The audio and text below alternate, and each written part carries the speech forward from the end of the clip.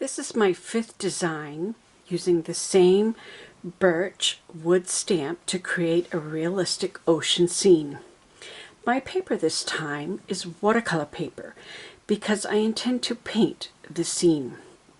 The ink I am using is black because it's the only waterproof ink I have. You cannot use just any ink with this technique because the ink will run and make a mess. I would have preferred a blue ink, but I think I can make it work even with the black ink. Today, I am taking a more artistic approach using my painting skills. I understand not everyone can do this, but perhaps you can learn a little bit about watercolor painting with this project, or you can just enjoy watching the creation in this video. I carefully chose which part of the stamp I wanted on my paper, rearranging the order of the stamp design. I begin painting the rocks a reddish brown. I think the paint color is burnt sienna. I start on the down sloping sides of the rock where the color would be the darkest.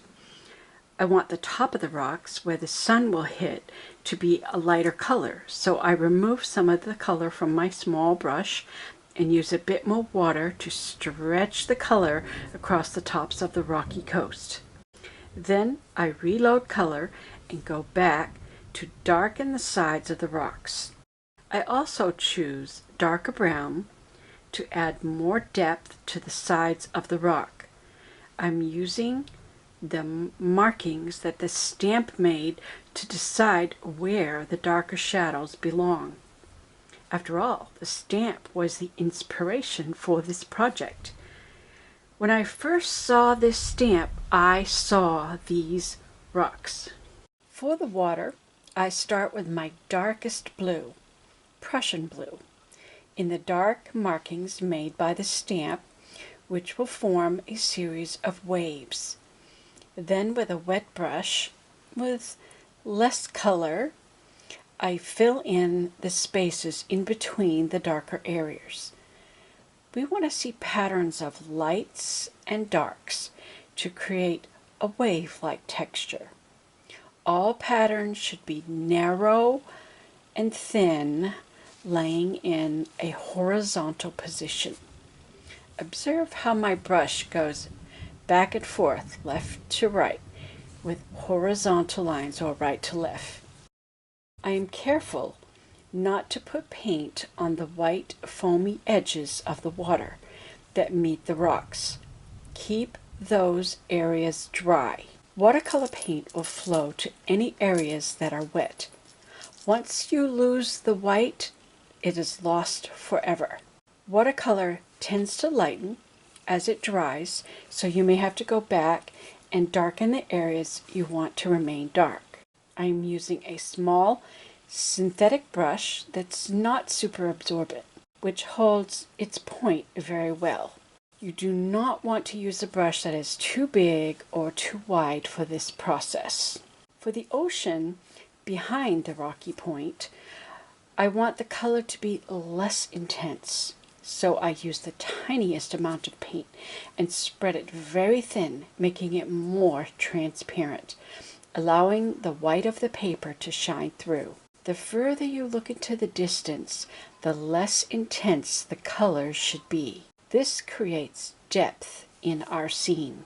I'm thinking that that dark spot that sits on the top edge of the water is a distant mountain, so I add a little purple on it. For the sky, I want it to be an even lighter blue. It can be slightly darker at the very top of the sky, but fade to the lightest blue as it meets the ocean. I leave a white space above each cloud formation to create puffy white clouds. Sometimes I switch to my more absorbent brush to pick up color or pick up excess wetness because the brush is very absorbent. Or I use it to spread the color more softly. We must try not to make streaks in the sky. The sky should look smooth. Sometimes I bounce around, working in another portion of the painting, allowing the last place I was working to dry, because watercolor dries pretty quickly, and usually it is best to let things dry before continuing to work on an area. So I go back to the rocks to darken some of the cracks and crevices and the down-sloping sides of the rocks.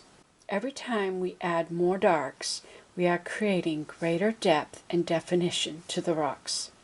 Plus, the darkness of the edges of the rocks makes a stronger contrast, which makes the white foam seem all the more white, while not even painting the white at all. It will stay white as long as it stays dry. I go back to the clouds, mixing some Payne's gray, purple, and cerulean blue for a shadow color for the bottoms of the clouds.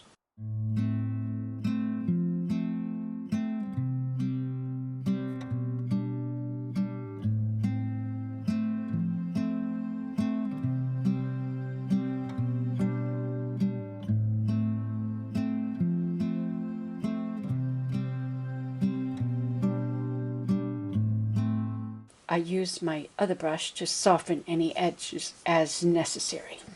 I felt the tops of the clouds were not showing up as well as I wanted, so I needed to go back and darken the sky color slightly to up the contrast.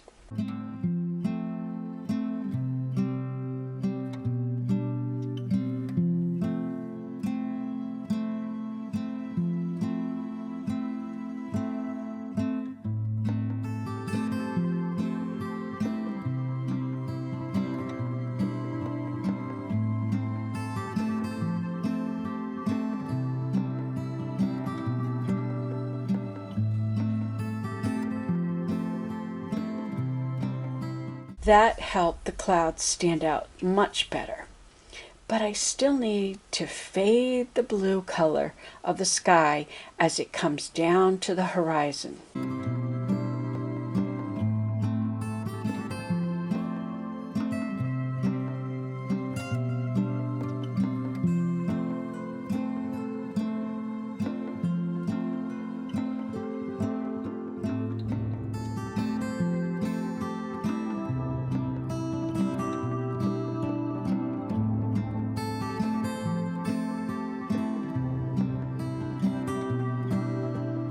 I deepened the ocean color on the bottom some more. Here is a closer look at the details.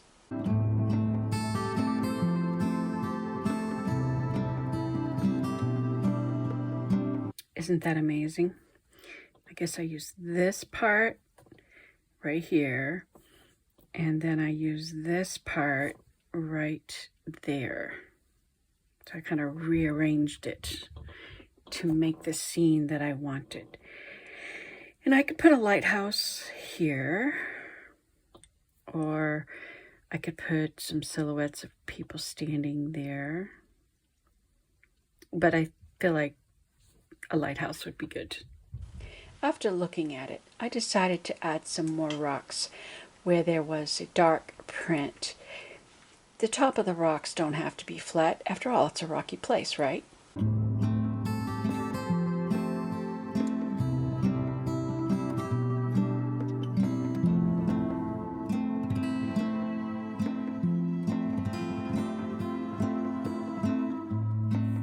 And I did go in with some darker browns just to enhance just a few little tiny places near the bottom. I want a good strong contrast between the edge of the ocean and the foam and the rocks, so there's good contrast. I did not paint this white at all. I left the white of the paper. With watercolor painting, you have to preserve the white. I darkened the tops of the sky above the top of the clouds just so you could see the white. So all the whites that are there are not painted, they are just preserved.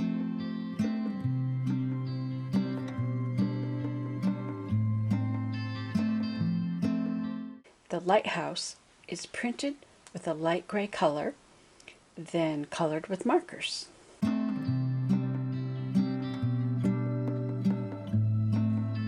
I painted the rocks, but it's too tall. It'll be off the top. If I put it lower, I can make it fit, but the rocks are in the way. So I'm going to cut off the rocks. I thought I was going to cut off the rocks anyways. And I also don't want this white. So I'm going to cut that off as well. Sometimes you have to modify your die cuts.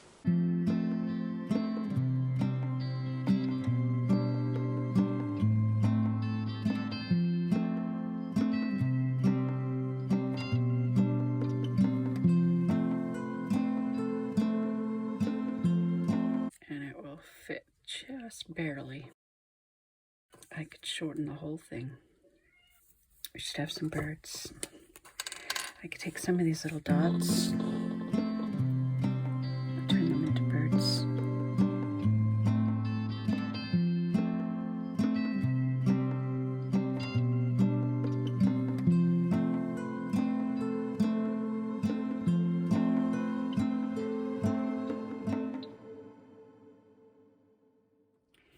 So with this stamp, I have created this card, and this card, and this card. This is a watercolor painting. Here I used the roller. My last video was about this, and these are paper cutouts. And this is a sunset scene, and these little long lines are great for waves or for clouds, and the clouds could be treated just as a silhouette against the sunset, or you could paint them leaving some white above them to make them big puffy happy little clouds. And I have still yet one more idea to do something different, completely different, not even an ocean scene, with this stamp, and I'm going to do that next time. So be sure you subscribe to see another creative way of using the same stamp in different ways. We are only limited by our imagination. Thanks for watching.